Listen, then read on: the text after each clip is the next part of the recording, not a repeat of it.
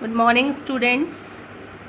आज हम हमारे चैप्टर नंबर 1 का नेक्स्ट टॉपिक संविधान सभा के कामकाज की शैली का अध्ययन करेंगे। इसके अंतर्गत ये बताया गया है कि कैसे हमारे संविधान सभा के सदस्यों ने आपसी विचार विमर्श के द्वारा संविधान सभा के अंतर्गत अपनी कार्यप्रणाली जो थी उसको प्रारंभ किया। देखिए, मेन चीज़ आपको इसमें ये ध्यान रखनी है कि वैसे हमारी संविधान सभा के अंतर्गत जो भी सदस्य थे उन्होंने व्यस्क मताधिकार के आधार पर वो सदस्य जो थे वो नहीं चुने गए थे, लेकिन फिर भी संविधान सभा के अंतर्गत हर वर्ग जो है उसको प्रतिनिधित्व प्रदान करने का प्रयास जो था वो किया गया था। ठीक है, और आपसी विचार विमर्श के आधार पर ही इस संविधान सभा के अंतर्गत प्रतिनिधित्व जो था वो प्राप्त किया गया था। इसमें समाज के हर वर्ग के सदस्य जो है उसको प्रतिनिधित्व प्रदान करने का महत्वपूर्ण कार्य किया गया।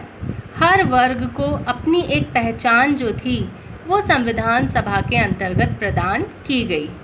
संविधान सभा के जो सदस्य थे उन्होंने पूरे देश के हितों को ध्यान में रख करके ही विचार विमर्श किया और जो भी अपने सुझाव दिए वो भी हर वर्ग से संबंधित थे। सदस्यों में कई बार कई विषयों को लेकर के मतभेद भी हो जाते थे, लेकिन इन मतभेदों को सदस्यों ने सुलझाया और केवल अपने ही हितों को इसमें ध्यान में नहीं रखा, बल्कि संपूर्ण समाज के हितों को ध्यान में रख करके कार्य किया। ठीक है, अब जो मेन मतभेद के जो पॉइंट्स थे वो देखिए ये थे कि कौन कौन से आधार पर मतभेद हुए। कि भारत में शासन प्रणाली केंद्रीकृत होनी चाहिए या विकेंद्रीकृत। केंद्रीकृत से तात्पर्य क्या होता है? जब शासन की जो शक्तियां हैं वो केंद्र सरकार के हाथों में निहित होती हैं तो वो केंद्रीकृत शासन होता ही है, और विकेंद्रीकृत शासन व्यवस्था के अंतर्गत शासन की शक्तियों का विभाजन केंद्र सरकार, राज्य सरकार और स्थानीय सरकारों के बीच किया जाता है।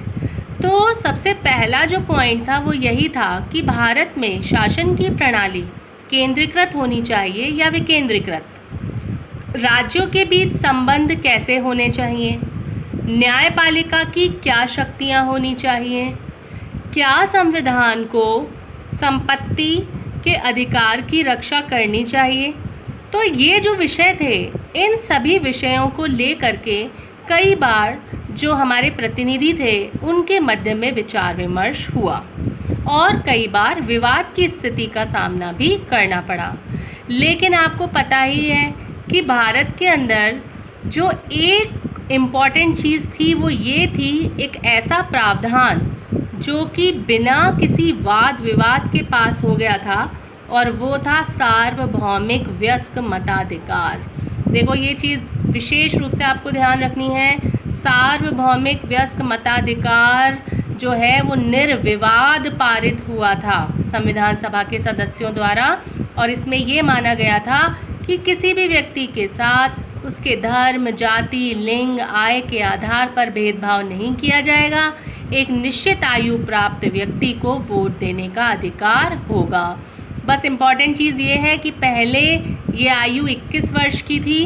61वें संविधान संशोधन या आप विशेष में डाल सकते हैं, 61वें संविधान संशोधन के द्वारा इस आयु को घटा करके 18 वर्ष कर दिया गया था। तो भारत की संविधान सभा जो है उसके अंतर्गत सभी सदस्य जो हैं वो गंभीर विचार विमर्श के बाद और वाद विवाद के बाद ही उन्होंने अनेक प्रावधानों को इसके अंतर्गत शामिल किया। लोकतांत्रिक मूल्यों को इसमें बढ़ावा दिया गया।